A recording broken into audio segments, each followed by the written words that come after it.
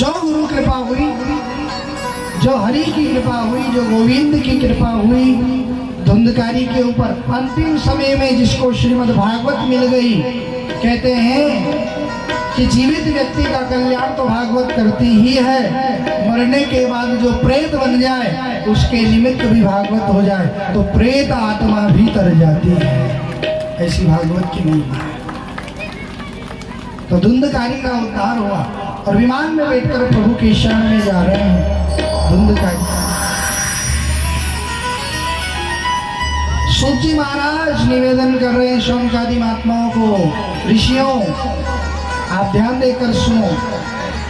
आपने कहा ना, ऐसी कौन सी वस्तु है, ऐसा कौन सा ग्रंथ है, ऐसा कौन सा प्रभु का नाम है, ऐसी कौन सी कथा है जिसके सुनने से मानव का कल्याण हो जाए।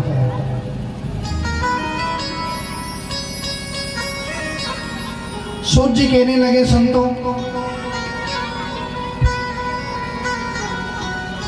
व्यक्ति का जन्म होता है, मृत्यु होती है, और जब तक कर्म अच्छे हैं तब तक व्यक्ति स्वर्ग में रहता है। अच्छे कर्म करने के बाद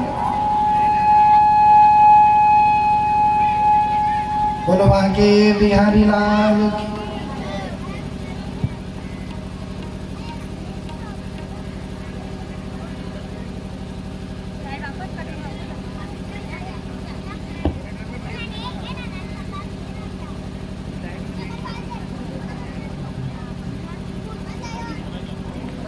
जनरेटर घंटे का काम चालू हुआ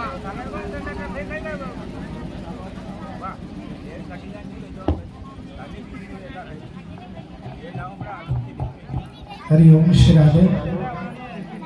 क्या करें, लाइट पे चलाएं कि जनरेटर चलाएं? हरि ओम श्री राधे। अच्छी बात है भैया। वृंदावन बिहारी लाल की।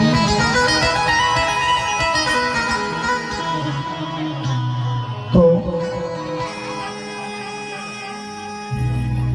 प्रेत धुंधकारी का मोक्ष व भागवत सुनने से, जिसने जीवन में एक भी अच्छा कर्म नहीं किया था, सारे अशुभ कर्म जिसने किए, गलत काम जिसने किया, वो व्यक्ति, वो भक्त भी मरने के बाद जो प्रेत बन गया है, भूत बन गया, उसके नाम से भागवत हो गई, उसकी मुक्ति हो गई।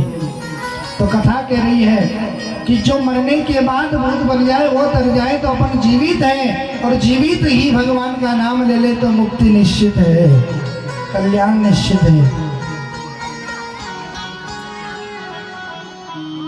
सूत जी कह रहे संतों, जब तक मानव के कर्म अच्छे हैं, जब तक उसके पुण्य के प्रारब्ध इकट्ठे हैं, तब तक व्यक्ति स्वर्ग में रहता है, और वहां पर पुण्य भोगने के बाद वापस कलिकाल में आता है, वापस मृत्यु लोक में आना पड़ता है।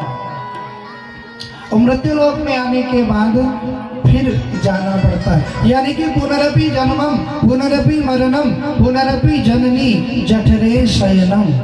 बार बार जीव को मरना पड़ता है, बार बार जन्म लेना पड़ता है, बार बार माँ के गर्भ में जाना पड़ता है। स्वर्ग मृत्यु लोक इसका चक्कर काटता है। पर भगवत कथा ऐसी है, भगवान की महिमा ऐसी है, प्रभु की गाथा ऐसी है, जिसने भी अपने जीवन में इसका श्रवण कर लिया है और मनन करके जिसने जीवन में आत्मसात